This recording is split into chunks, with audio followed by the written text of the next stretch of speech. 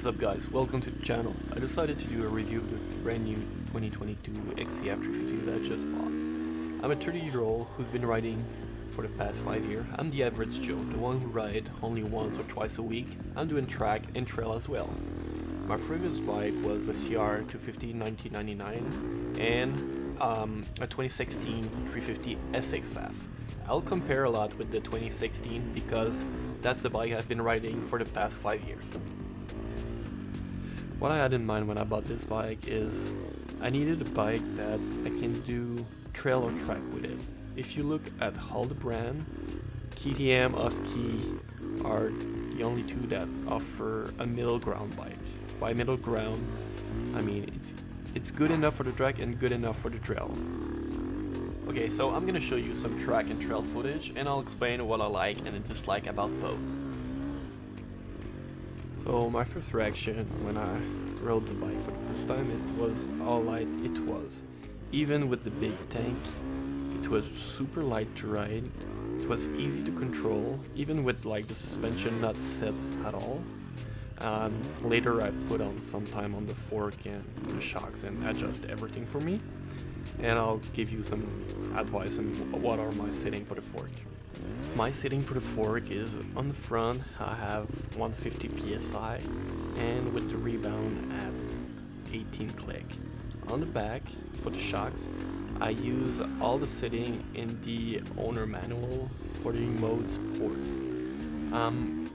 It's working pretty well, very soft, but I never hit the bottom on the rear shock. On the front, almost every lap I'm hitting the bottom of the fork. I'm currently trying with the fork at 160 and I'll give you an update later if it's the move or not from 145. And also the sag made a huge difference on the rear and the handling overall. So don't forget to do your sag, it's gonna improve a lot your bike. So it's coming with a 6 gear ratio instead of 5, and the biggest difference I feel with these two, 5 versus 6, is the 6 is it's super easy to ride. I mean, the gear are long and there's power all over the gear. Maybe a little bit less on the bottom of the gear, but I mean that's okay because this bike you can rave it to the moon like a 250. So on the track, as you can see, I'm riding the Mapping 2 because I feel like the Mapping 2 is more aggressive. Like the bottom end is better and the gear are a little bit, I feel like, shorter. So you're gonna see later on the video in the trail I'm riding Mapping 1 because Mapping 1 is super stable, it's easy to ride, you can like cruise easily, but it's not surprising you like the Mapping 2. So for the track I ride, I'll give this bike a note of 8 out of 10 for the track.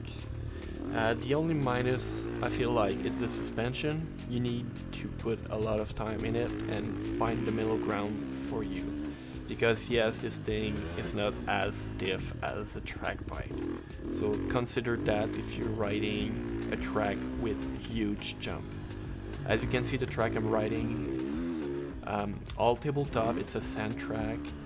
The jump are not giving you a lot of air time, so this bike is perfect for this track.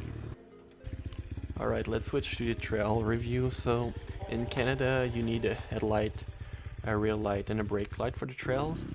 So I bought a kit for a lightning harness made by True North Moto. I really recommend the product, it's really great. The shipping was good, service was good, and the harness itself, it was all plug and play, nothing to adjust, just plug and play and you're ready to go.